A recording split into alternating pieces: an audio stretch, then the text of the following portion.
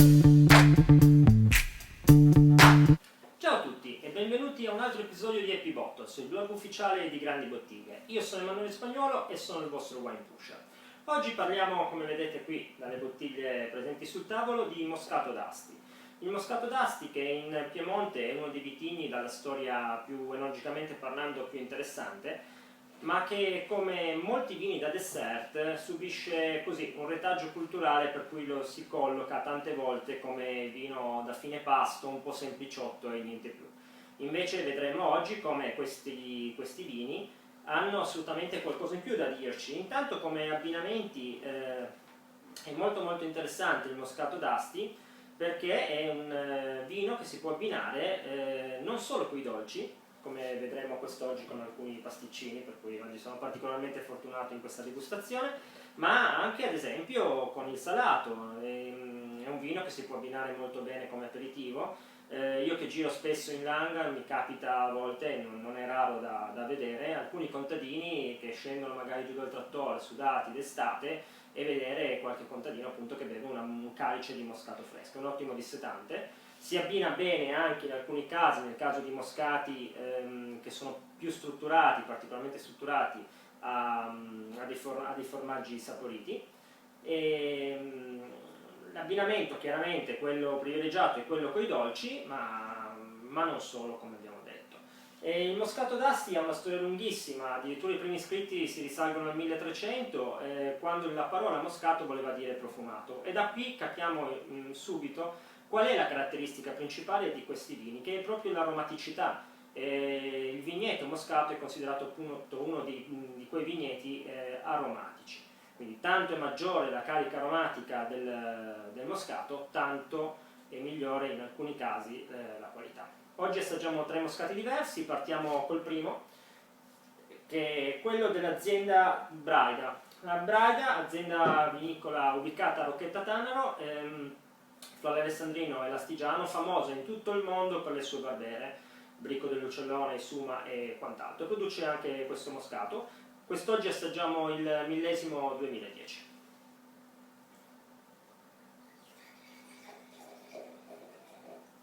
Eccoci qua.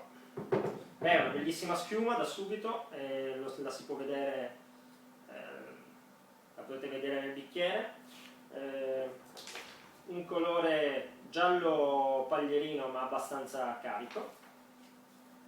E adesso io faccio una cosa che normalmente i sommelier professionisti probabilmente non fanno, mi potrebbero immediatamente contestare, che è quella di girare il vino nel bicchiere nel caso di vini che non sono completamente fermi. Io preferisco farlo per sentire comunque gli aromi.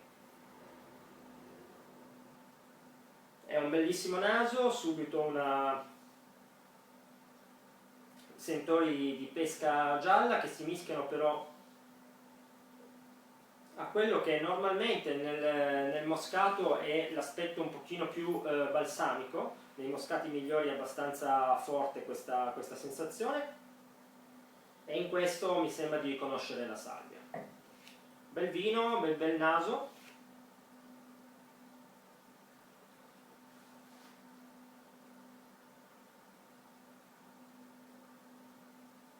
In bocca l'aspetto balsamico, la salvia e il muschio sono prevalenti rispetto a quella della frutta, che si sente comunque più sul finale, sempre maggiormente con la pesca. Al naso adesso sento anche qualche sentore di pera. Un vino comunque molto rotondo. Un moscato molto d'impatto, direi bello muscoloso. Non è lunghissimo sul fondo, ma lo trovo comunque abbastanza equilibrato. Lo degusto adesso insieme a un pasticcino al cioccolato, e mi spiace amici che non ci siete qua voi con me su questo tavolo, farò questo sacrificio.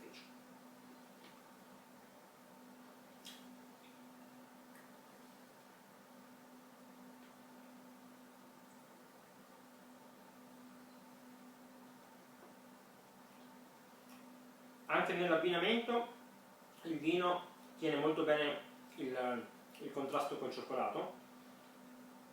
E mi è piaciuto questo moscato, un moscato in alcuni tratti un pochino maleducato, non è raffinatissimo, ma nel complesso fra naso, bocca e quella sensazione che c'è fra il naso e la bocca, quella sensazione di mezzo, ben equilibrato. Ok, adesso assaggiamo il secondo. Assaggiamo il moscato annata 2010 dell'azienda vinicola di Bera, ubicata a Canelli, 10 ettari nella zona più vocata assolutamente del moscato, la zona considerata migliore.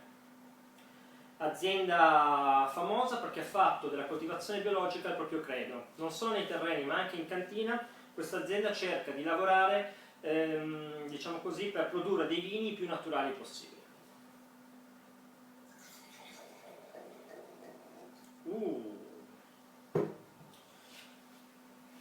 Una schiuma molto molto evidente e un colore giallo ma completamente dorato, non so se riuscite a vederlo.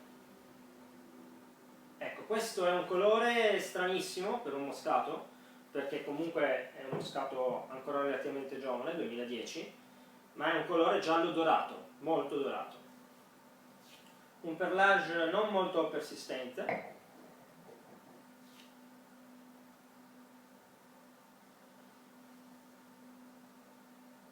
e un naso che a mio parere presenta subito qualche problema. Mi sembra di sentire una leggera presenza di tappo. Prendo anche il tappo per... Nel tappo non ci sono sentori strani, ma questo vino al naso non mi convince assolutamente. Non ha grandi sentori di frutta, e invece ha una sensazione di chiuso, una sensazione di... insomma che c'è qualcosa che non va. Proviamo in bocca.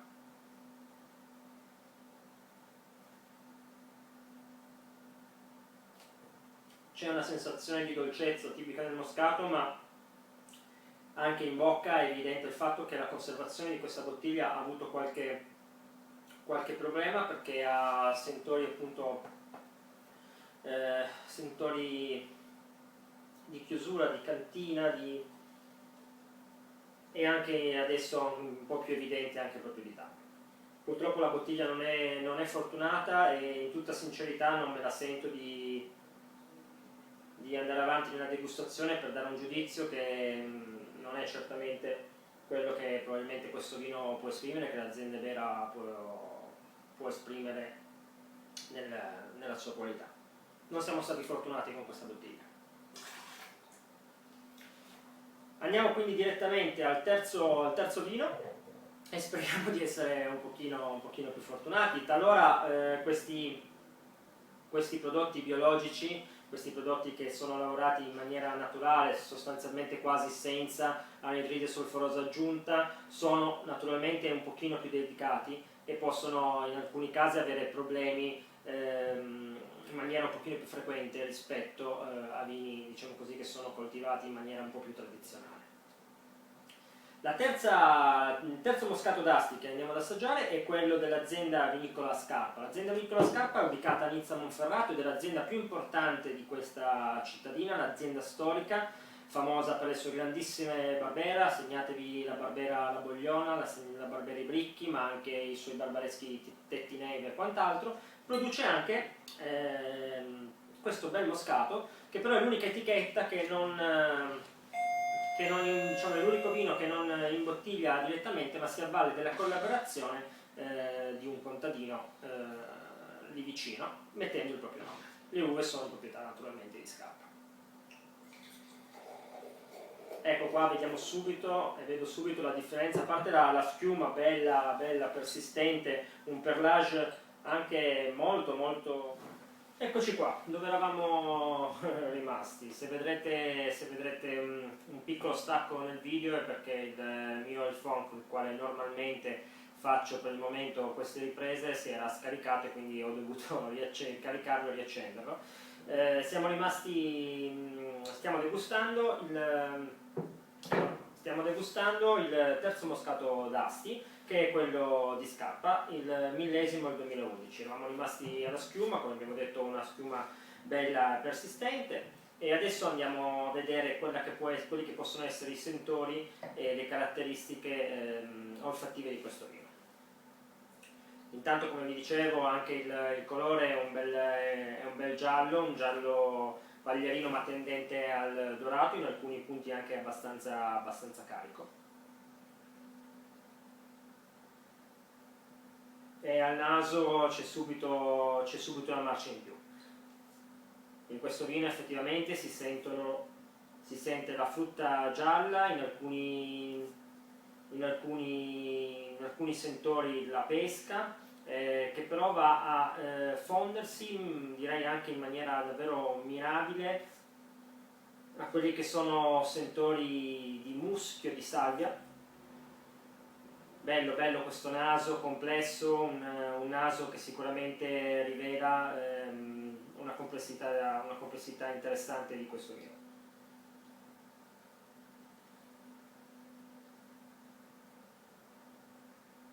E in bocca è molto bello, effettivamente anche in bocca questo vino rivela tanto una bella pienezza, una bella persistenza e anche lungo, è anche abbastanza lungo, cosa non semplicissima per un moscato. Ora al naso, appunto, come dicevo, sento anche qualcosa in più, anche dei fiori d'arancio che si mischiano, come detto, con la parte balsamica in maniera però molto delicata. Quello che ha di bello questo vino è davvero la completezza, il fatto che tutto si fonde molto bene assieme. È un vino che sicuramente è molto elegante. Questa è veramente una principessa elegantissima sui tacchi, se così vogliamo fare un paragone. È un vino che passa dalla frutta bianca alla parte balsamica, fiori d'arancio adesso anche, e poi ha una caratteristica che io ritengo importantissima per definire un moscato particolarmente buono, che è quello nella giusta commistione fra la dolcezza, in questo caso la parte dolce c'è, ma è perfettamente bilanciata con quella che è l'acidità. In questo modo il vino si fonde assieme in una maniera elegante, in una maniera che fa sì davvero che la parte dolce non sovrasti, non risulti poi quindi in qualche modo stucchevole. Quindi, ricapitolando, Moscato d'Asti, vigneto da non sottovalutare, vino che si adatta molto bene con diversi piatti. Caratteristica fondamentale l'aromaticità, quindi meglio berlo più giovane a mio parere piuttosto che un pochino più vecchio, da servire freddo ma non gelato, quindi 8 gradi può essere la temperatura perfetta per il vostro bicchiere. Ripartiamo su quello che abbiamo degustato. Moscato Vigna Senza Nome, Braida 2010, a mio parere 85 centesimi. Non mi sento invece di dare un giudizio, né tantomeno un voto al Moscato di Vera, perché la bottiglia non è stata fortunata e quindi è così non giudicabile. E invece senza dubbio il vincitore di questo episodio è il Moscato d'Asti 2011 di Scarpa, 89 centesimi dal vostro Wine Pusher, un vino eccezionale. Amici, avvicinatevi ai moscati, è davvero un vino che è molto piacevole, si può abbinare con più cose, non sottovalutateli, farete una bellissima figura e approfonditeli magari andando a visitare direttamente in cantina le aziende della zona. Arrivederci al prossimo episodio dal vostro Wine Pusher.